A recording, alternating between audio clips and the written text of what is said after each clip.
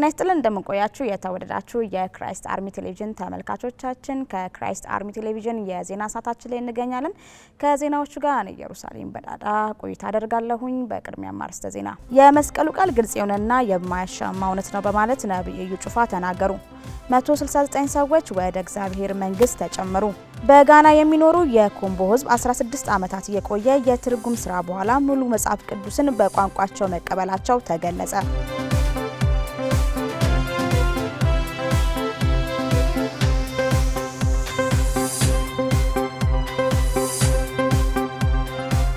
ወደ ዝርዝር መረጃዎቹ አልፋለሁ። የመስቀሉ ቃል ግልጽ የሆነና የማያሻማ ነው ሲሉ ነብዩ ጩፋ ተናገሩ። ነብዩ ይህን የተናገሩት ዕለተ እሁድ በነበራቸው የአገልግሎት ጊዜያቸው ነው። ምንተስኖት ሀብቴ ያዘጋጅቶታል። የክራይስት አርሚ ዓለም አቀፍ ቤተክርስቲያን የታህሳስ 19 2018 ዓ.ም የእሁድ ፕሮግራሟን የእግዚአብሔር እጅ የታየበትና በተለያዩ የአምልኮ ስርዓቶች ተከናውኖ አልፏል። በዕለቱም የቤተ ክርስቲያኒቱ ባለራዕይና ፕሬዝዳንት የሆኑት ነብዩ ጩፋ የአንደኛ ቆሮንቶስ ምዕራፍ 1 ከቁጥር 1 እስከ 8 ያለውን የመጽሐፍ ቅዱስ ክፍል በመጥቀስ የመስቀሉ ቃል የህይወትና የይቅርታ ምንጭ ነው በሚል ርዕስ የእግዚአብሔርን ቃልን ሰብከዋል።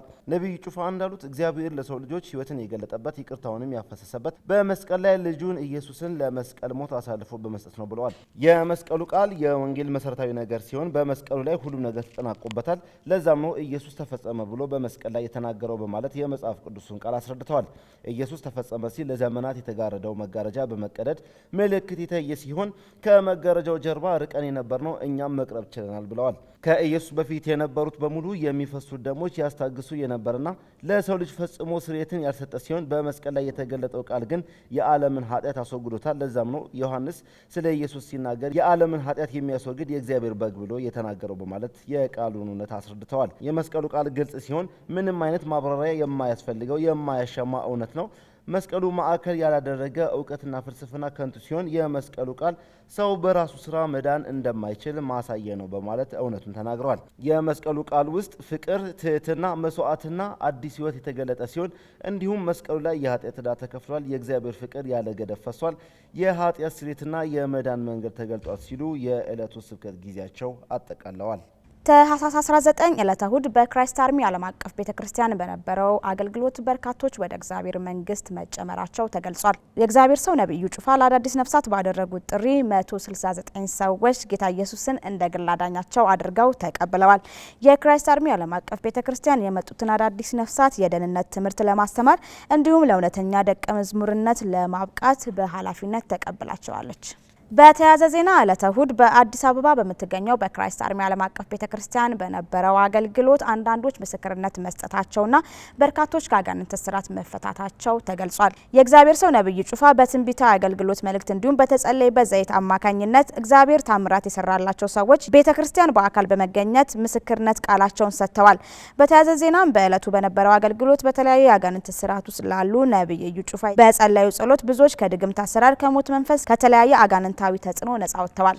የኢትዮጵያ መጽሐፍ ቅዱስ ማህበር በምስራቅ ኦሮሚያ ዘይቤ የተዘጋጀው መጽሐፍ ቅዱስ ተመረቀ። መረጃው የክርስቲያን ኒውስ ነው። ፍሬው ተሻ እንደሚከተለው ታቀርበዋለች። ላለፉት በርካታ ዓመታት በምስራቅ ኦሮሚያ የአነጋገር ዘይቤ የትርጉም ስራው ሲከናወን የነበረው የኦሮሚያ መጽሐፍ ቅዱስ የአብያተ ክርስቲያናት መሪዎች፣ የመንግስት ከፍተኛ የስራ ኃላፊዎች፣ ከውጭ ሀገር የተጋበዙ የድጋፍ ሰጪ ተቋማት ተወካዮችና የአጋር ድርጅት ተወካዮች፣ የማህበረሰብ መሪዎችና ምዕመናን በተገኙበት በድሬዳዋ ከተማ በከፍተኛ ድምቀት ተመርቆ ለስርጭት በቅቷል።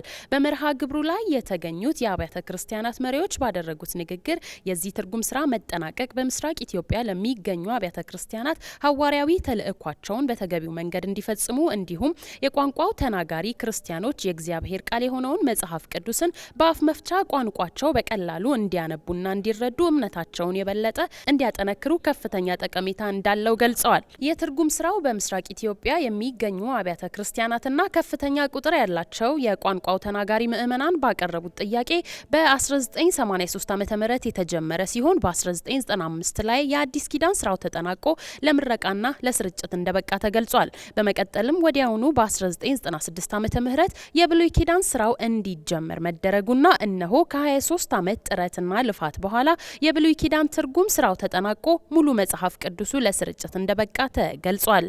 ከታህሳስ 24 እስከ 26 በወለጋ ነቀምት ስታዲየም የሚደረገው መንፈሳዊ ኮንፈረንስ ዕለተ አርብ ከሰዓት እንደሚጀመር ተገልጿል። ቀለሚሳክ ተጨማሪ አላት።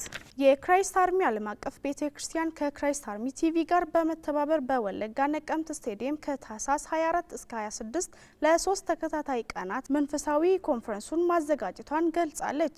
የወንጌል ቱር በክራይስት አርሚ ዓለም አቀፍ ቤተክርስቲያን አዘጋጅነት የ2018 ዓ.ም የሁለተኛ ዙር መርሃ ግብሯን በነቀምት ስታዲየም እንደሚደረግ ነው የተመላከተው።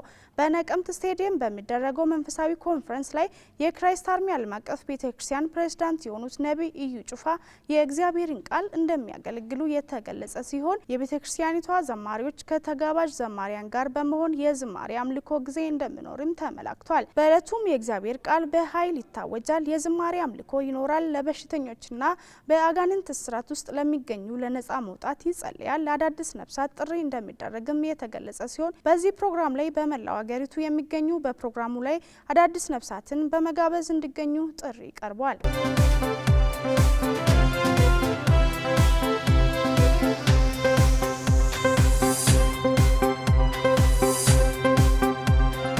ከውጪ ወዳገኘናቸው መረጃዎች እናልፋለን። በጋና የሚኖሩ የኮምቦ ሕዝብ 16 ዓመታት የቆየ የትርጉም ስራ በኋላ መጽሐፍ ቅዱስ በቋንቋቸው መቀበላቸው ተገለጸ። ይህ ታሪካዊ ክስተት በኮምቦ ማህበረሰብ ውስጥ መንፈሳዊና ባህላዊ እድገትን እንደሚያጠናክር ተጠቁሟል። የትርጉም ስራው በአካባቢ ቋንቋዎች ባለሙያዎች፣ የቤተክርስቲያን አገልጋዮችና የመጽሐፍ ቅዱስ ትርጉም ድርጅቶች በትብብር ተከናውኗል። ባለሙያዎቹ እንደገለጹት መጽሐፍ ቅዱስን በእናት ቋንቋ መኖሩ ለህዝቡ የመልእክቱን ግልጽነት መረዳት ያሻሽላል፣ እንዲሁም የትውልድ ትምህርትና የቋንቋ ጥበቃ ላይ አስፈላጊ ሚና ይጫወታል። በኮምቦ ማህበረሰብ አባላት በዚህ የተጠናቀቀ ስራ ላይ ደስታቸውን በመግለጽ መጽሐፍ ቅዱስ ለመንፈሳዊ ህይወታቸውና ለማህበራዊ አንድነታቸው አዲስ ጉልበት እንደሚሰጥ ተገልጿል። በፓኪስታን መንግስት የተደገፈ የገና በዓል መከበር አገሪቱ በታሪካዊ ሁኔታ የታወቀችበትን የአናሳ ማህበረሰብ የመገለል ታሪክ ለመቀየር የሚጠቅም አስደናቂ መርሃ ግብር መሆኑ ተመላከተ። ባለስልጣናቱ እንደገለጹት ይህ የበዓል ዝግጅት የሃይማኖት ተቻችሎና የማህበራዊ አካባቢ መሻሻልን ለማበረታታት የተወሰነ እርምጃ ነው ተብሏል። የክርስቲያን ማህበረሰቦች በበዓሉ ላይ በግልጽ መሳተፋቸውና መንግስታዊ ድጋፍ መቀበላቸው እንደ አዲስ እርምጃ መወሰዱ ተገልጿል። ተመራማሪዎችና የሰብአዊ መብት አስተያየት ሰጪዎች ግን ይህ እርምጃ ቀጣይነት ካልኖረው ጊዜያዊ ምልክት ብቻ ሊሆን እንደሚችል ያስጠነቀቁ ሲሆን በአጠቃላይ ይህ የገና በዓል መከበር በፓኪስታን ውስጥ የሃይማኖት መቻቻልና የአናሳ መብቶች እውቅና እየተሻሻለ መሆኑን የሚያመላክት ክስተት መሆኑ ተጠቅሟል ሲል መረጃውን ክርስቲያን ዴሊ ኒውስ አስነብቦታል። ተመልካቾቻችን ከክራይስት አርሚ ቴሌቪዥን ለሰዓቱ የነበሩን መረጃዎች ይህንን ይመስሉ ነበር። ከመላው የስቱዲዮ ባለሙያዎች ጋር በጋራ በመሆን ዜናዎችን ወደ እናንተ አድርሰናል። ከቀሪ ከክራይስት አርሚ ቴሌቪዥን ፕሮግራሞቻችን ጋር መልካም ቆይታ እንዲሆንላችሁ እመኛለሁ። የጌታ ኢየሱስ ክርስቶስ ሰላም ከእናንተ ጋር ይሁን። ሰላም